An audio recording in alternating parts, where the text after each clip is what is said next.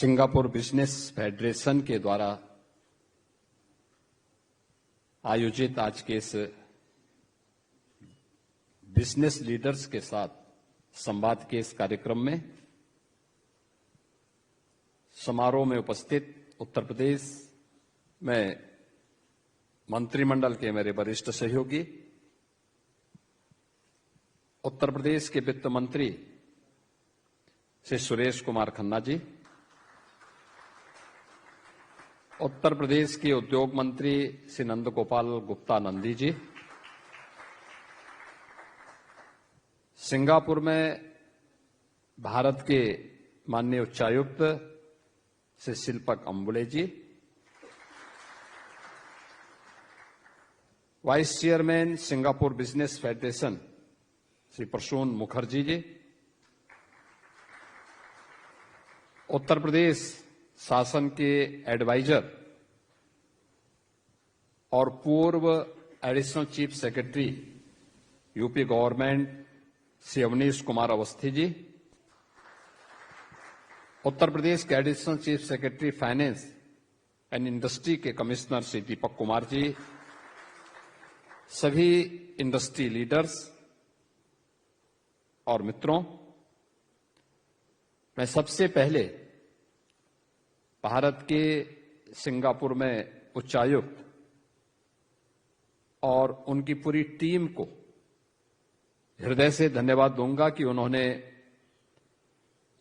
उत्तर प्रदेश सरकार के इस डेलीगेशन को, जिसको लेकर के मुझे आने का अवसर प्राप्त हुआ है, हमें सिंगापुर में आप सभी बिजनेस लीडर के साथ में संवाद करने का एक अवसर दिया और इसमें श्री प्रसून मुखर्जी और उनकी पूरी टीम को,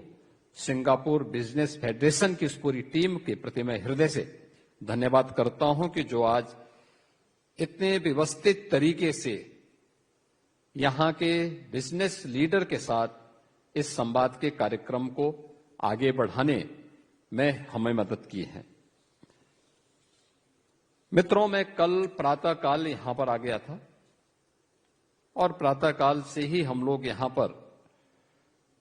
उत्तर प्रदेश की पोटेंशियल को परफॉर्मेंस में बदलने के लिए जो अब तक के हमारे प्रयास हैं और आगे के उन प्रयासों को कैसे हम और आगे बढ़ा रहे हैं, इन सभी मुद्दों को लेकर के यहां के बिजनेस लीडर्स के साथ हमारी अलग अलग चरणों में बातचीत हुई। यहां के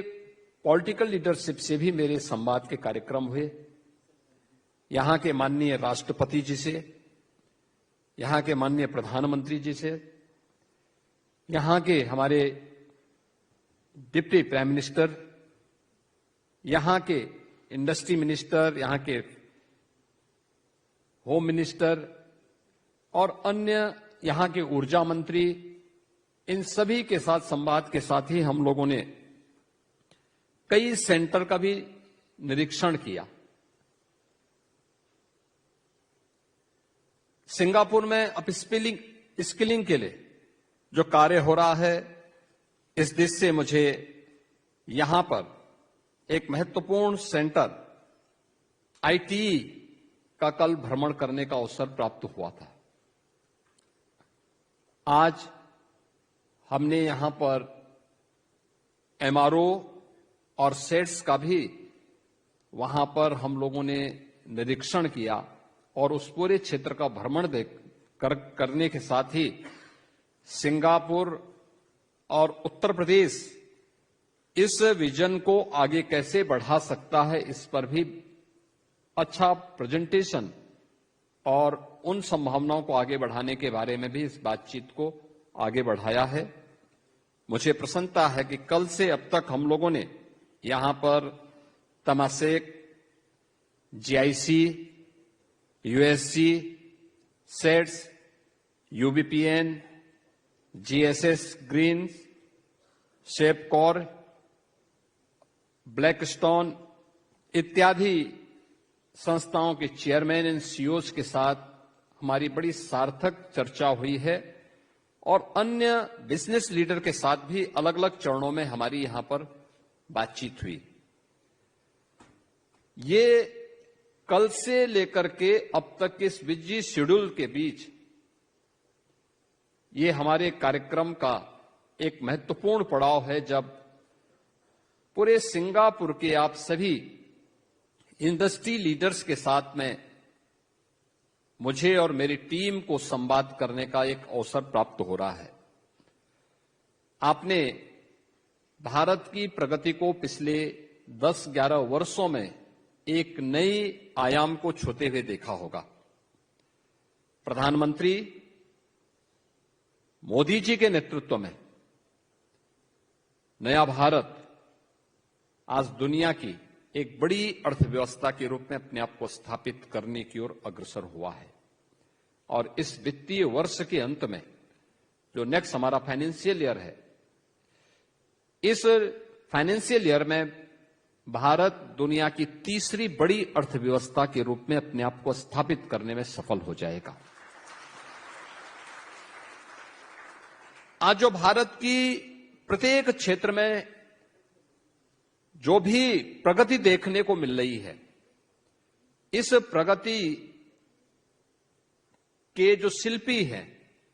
और नए भारत और आधुनिक भारत के जो शिल्पी हैं, वो हमारे देश के यशस्वी प्रधानमंत्री श्री नरेंद्र मोदी जी हैं।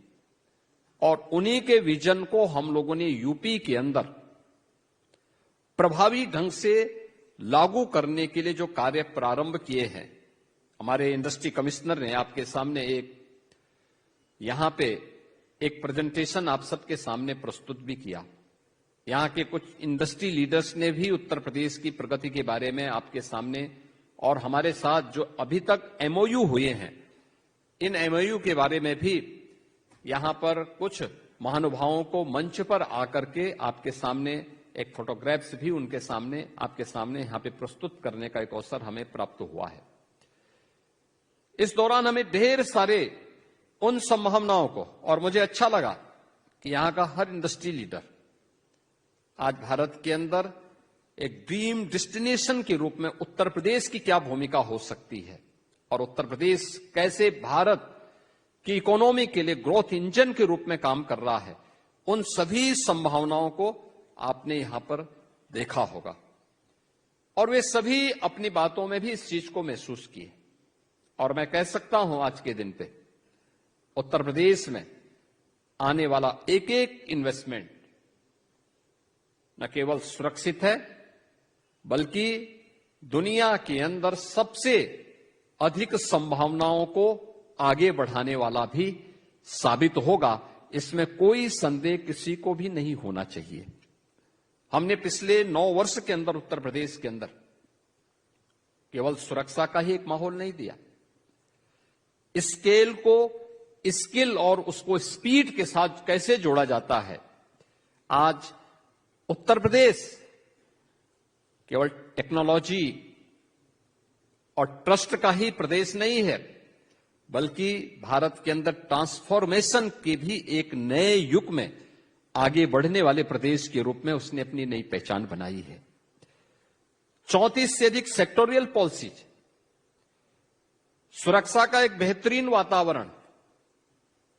और इन सभी वातावरण के बीच में हम लोगों ने यूपी के अंदर एक बड़े लैंड बैंक के साथ ही वहां के इंफ्रास्ट्रक्चर को, वर्ल्ड क्लास इंफ्रास्ट्रक्चर आज हमने वहां पर उपलब्ध करवाया है। न केवल इंडस्ट्रियलाइजेशन के लिए, बल्कि सर्विस सेक्टर में भी जो अनंत संभावनाएं यूपी के अंदर हैं, उन सभी को हम लोगों ने